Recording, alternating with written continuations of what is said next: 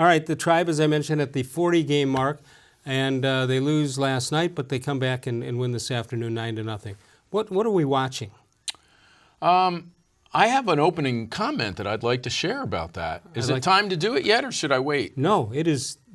If there is ever a time for it, it would be now. All right. Well, this is where actually this is ad lib, but since you asked, I'll read it. What are those words up there for? It. What do you mean ad lib? You know, Hold on. The Indians have reached the. Okay. The Indians have reached the quarter pole of the 2019 season, and traditionally teams think 40 games is a telling sample size. So what does this one tell us? Besides the fact that the Minnesota Twins aren't going to facilitate an Indians run to a fourth consecutive division title. I think it tells us that if the Indians have another 40 games like the first 40 games, they are cooked, finished, done. Saving them will require the emergence of at least 2 hitters. As Les has pointed out on more than one occasion, your name is sort of like Zion. You don't have to say Levine, you just have to say Les. You know what I'm saying?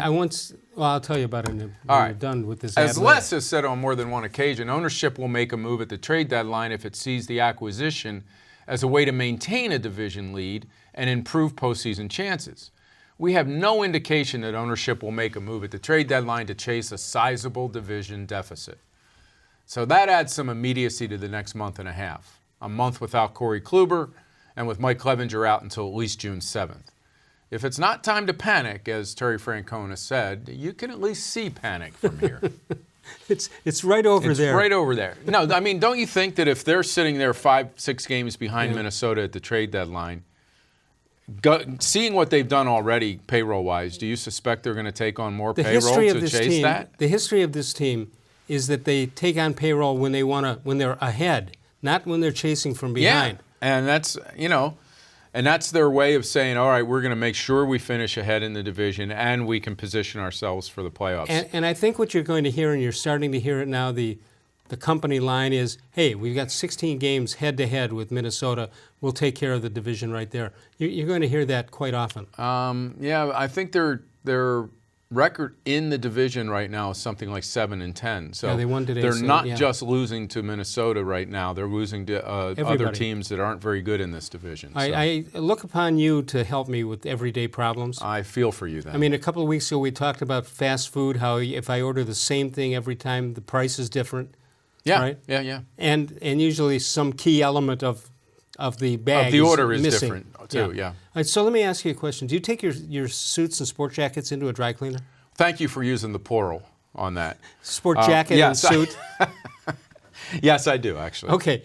Wouldn't it be smarter on their part, the Dry Cleaning Association of America, when you come in with a sport jacket, why don't you just pay them then and get a discount? Get a 10-15% discount, and you have done your job. You've taken it. You don't have a chance to forget it because if you paid for it, you're going to go get it somewhere along the line. You think your chances are better of remembering if you paid for it? I think so, and I think the poor dry cleaners sitting there with 4,000 shirts on the rack that goes around and around.